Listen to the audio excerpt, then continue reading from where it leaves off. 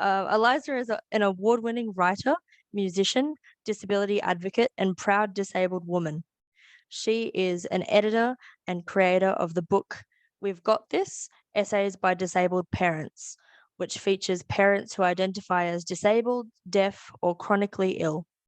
The book has been released in Australia and internationally. She has also been a guest on The Today Show, the BBC, The Drum, ABC News Breakfast, ABC's Q&A, ABC Radio. She is also a contributor to the anthology Growing Up Disabled in Australia and Teacher Teacher. Eliza is a regular writer for the ABC, and she wrote the ABC Kids show And Then Something Changed, which is about a child with disability. She co-wrote the children's book Come Over to My House, which is an authentic representation of various families with disabilities. Everyone, please welcome Eliza Hull. Thank you. Thank you very much. I really appreciate that beautiful introduction. I'm so happy to be here. My name is Eliza Hull. My pronouns are she and her. I'm a white woman, and today I am wearing a black singlet and a red jacket with hooped earrings and a bit of red lipstick, and I have my hair up.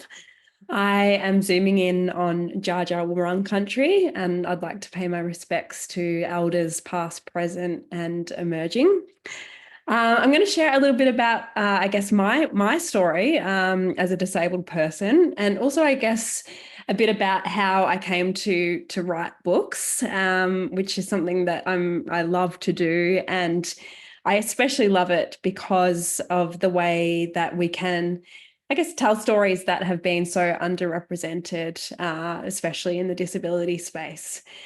I wanted to just give you a little bit of a content warning just around, I will talk a little bit about my medical history growing up with a disability. I think that is the only content warning that I have. There's a bit of talk about hospital visits.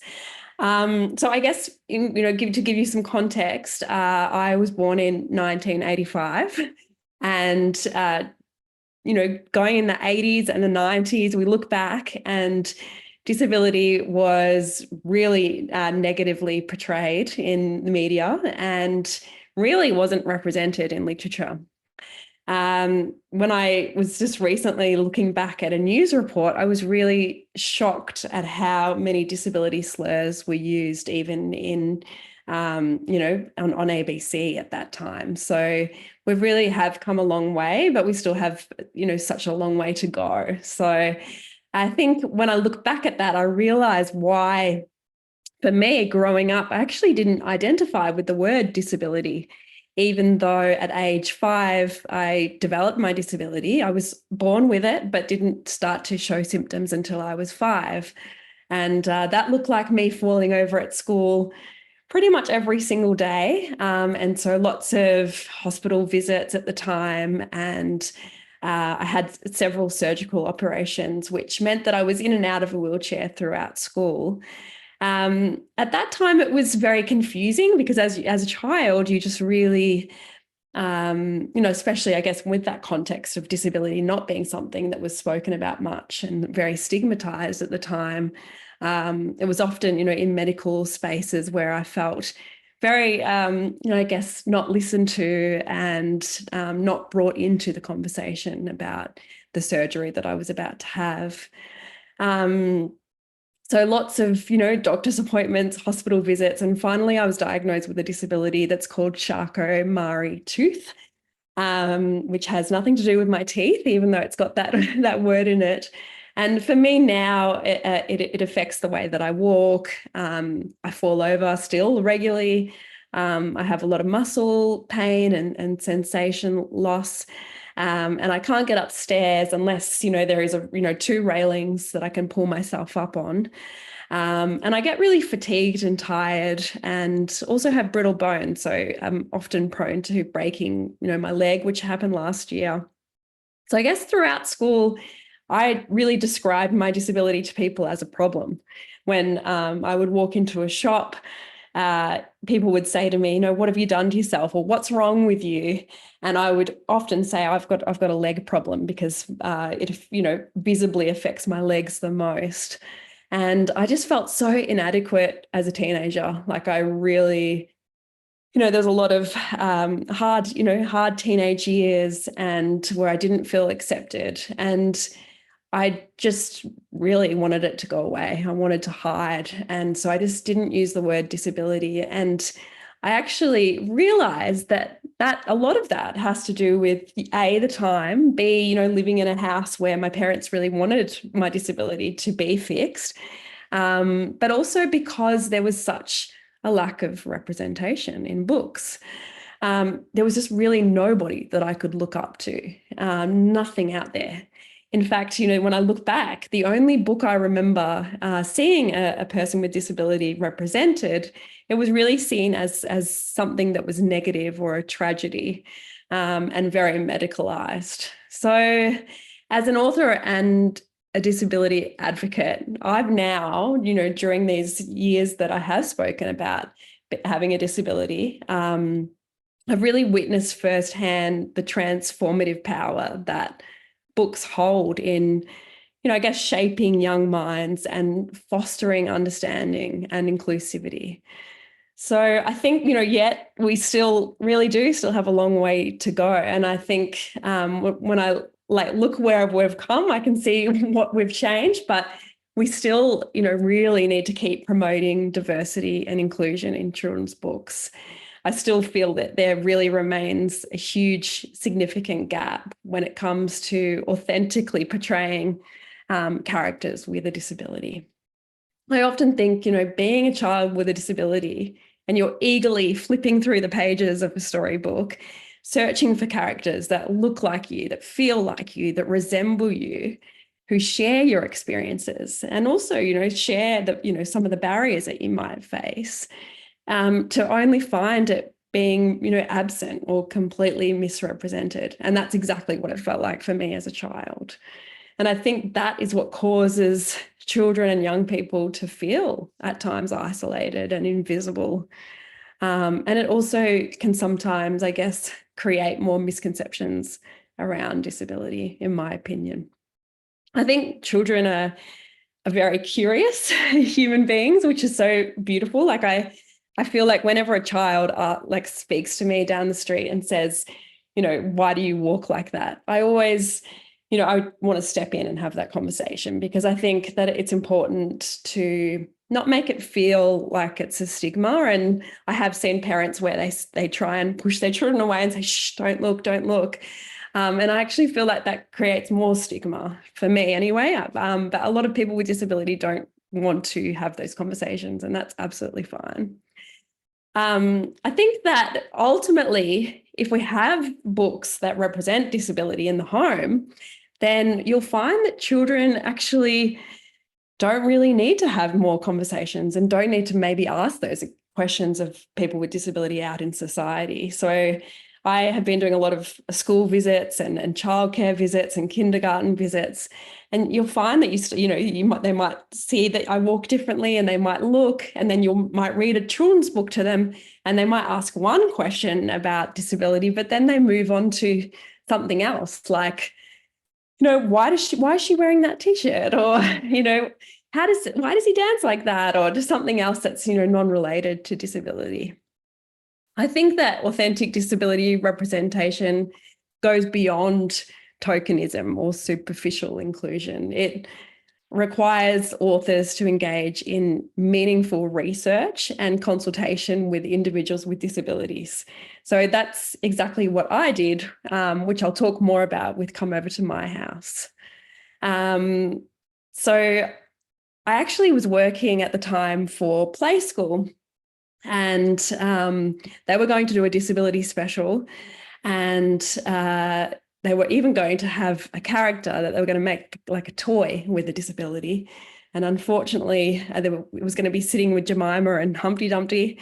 That disabled character didn't come to fruition. It just didn't happen, which is a real shame. But hopefully one day Play School have a toy that has a disability.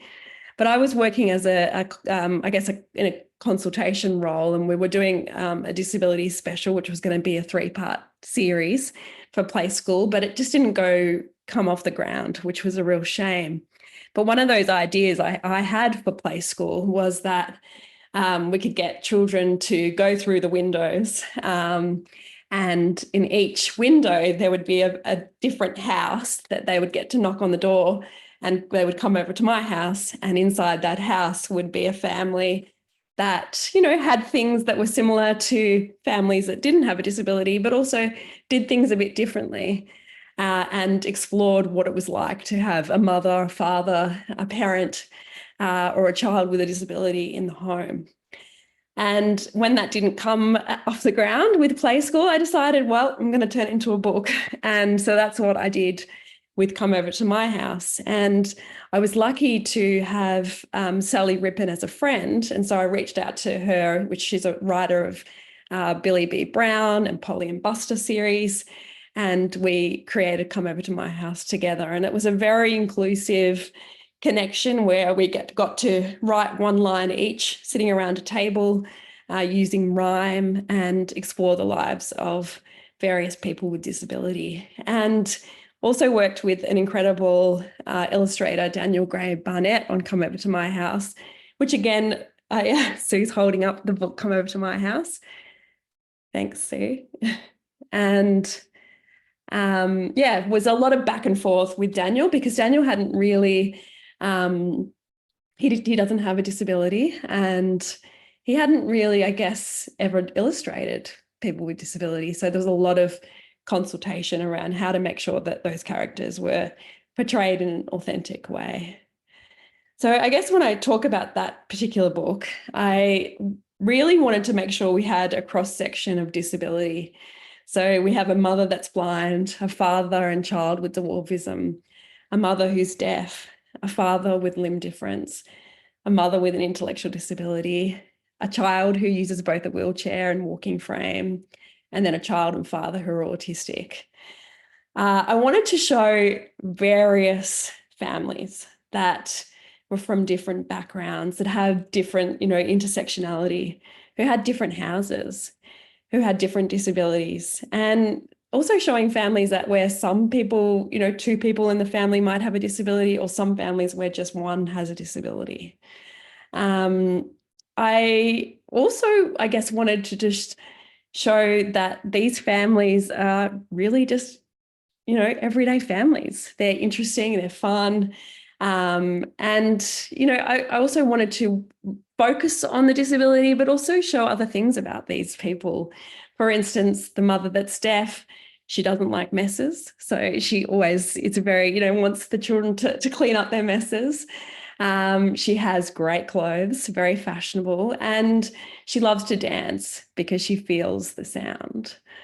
All the families are adaptive, creative, and very happy. They're not afraid of their disability. Their disability doesn't feel like a deficit in the slightest.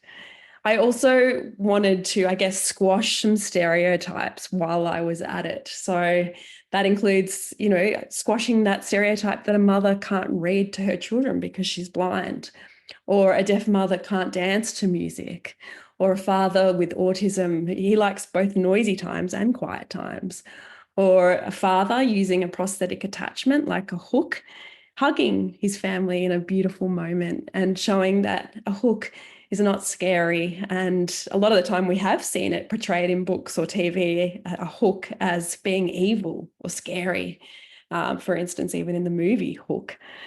So I wanted to kind of push back on that idea. Also, a mother with an intellectual disability who can look after her child on her own, or with some help. Or a father with dwarfism who loves to be able to fit into the cubby with his children. But also show him in the kitchen cooking or using a stepladder to step up onto. Also a child who's a wheelchair user and loves to whiz around her house with all her friends and also uses a walking frame. I think whilst it's great that we have more books about disability, I think it's important that we get it right. And I feel like disability is lagging very behind in terms of other identities when it comes to that wider public understanding. I think most books that feature disabled characters have often actually not been written by disabled authors. I've been doing a lot of research just recently, finding more and more often don't have a writer with a disability speaking about disability. And often those books have a lot of stereotypes that many people with disability find deeply unhelpful. So, for instance, that kind of inspirational trope, or that people with disability don't have, fulfilling lives, or that we constantly face discrimination. So I think it's important to make sure that, books are authentic and done hopefully by a person with disability. For me, I couldn't speak to every single one of those disabilities that was presented and come over to my house. And I did worry about that. I considered whether it was for me. But I guess what I came back to was two things. I made sure that through Come Over to My House, I did consultation with every disability. So, for instance, I worked with several people that were blind, several people that were deaf, several people that had an intellectual disability, and made sure that was constant communication and just back and forth checking that it was appropriate and authentic. All the characters are really just based on my friends and people that I had worked with as well in the past. On my book, We've Got This, about parenting with disability. So I guess that was my first thing. And the other thing I came kind of with in the end was that if I didn't do a book like that, then we would never have a book that presented various disabilities. That in a way, we need to kind of, showcase lots of disabilities so that children get that understanding. And it's been so beautiful when non-disabled families have reached out and said that this is a book that's really started conversations that they didn't know to have or know how to have in the home. So that's really great.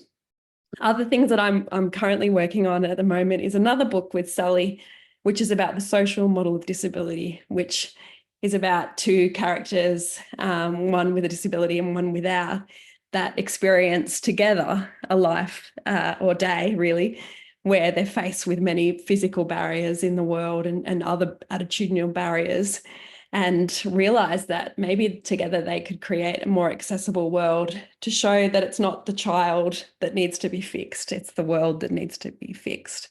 So that's my next book. And then the other one I'm working on is with Naz Campanella, and she is a blind journalist. I think one of the first, if not the one, really the first blind journalist in Australia that has read the news. And we're creating a book about seasons from a perspective of people with disability, various disabilities. But our first one is a blind character. And that book will have tactile elements, braille. There'll be an Auslan video that comes out straight away, an audio book straight away. And other little things that I've actually never thought about around having areas on the top of the page so that people that are blind know which way to have the book when they're reading to their children. So I guess for me, I feel like authentic disability representation serves as a catalyst for social change. And I see that when I am in classrooms, when I am in kindergarten, when I'm with my own children and I'm reading books about disability, I can see just how different it is compared to when I was growing up and disability was really not spoken about enough. Whereas my children just see it as what makes the world beautiful. And that is my truth as well. So I think by challenging societal norms and perceptions, we can truly pave the way for a more inclusive world. But I guess the responsibility does not rest solely on authors and publishers. I think it's up to, people that buy the books and have those conversations in your home about disability. It's also advocates as well. And I think we have the power to really demand better representation and to support books that authentically portray disability. today I was doing more research about children's books, and I was like, oh no, like book after book was going into my cart. I just keep buying so many books about disability, but I can't stop. I guess, whether through grassroots activism or social media campaigns or advocating for policy changes with the publishing industry, I think we need to do that so that we have more representation of disability. I think we all can have a role to play in driving the much needed change that we need. The stories that we tell our children have the power to really shape their worldwide view. And I think what better time than when you're young and when you're learning. And it's such a beautiful time to, get to know other people's experiences and, influence the kind of society that we will, be able to teach them and that they will one day inherit. So by embracing authentic disability representation in children's literature, I feel like we not only empower children to embrace their own differences, but also sow the seeds of a more inclusive world where we embrace difference, where difference is celebrated and not feared. And I truly have seen the power of books and children's books time and time again. So I am just such an advocate for authentic disability representation, to be able to see yourself represented, to know that your story is one that's shared, and to feel, I guess, that inclusion through books, but also to change people's minds or make people think in a different way, or to ignite a child's imagination about how beautiful the world is because of disability. And that's it for me.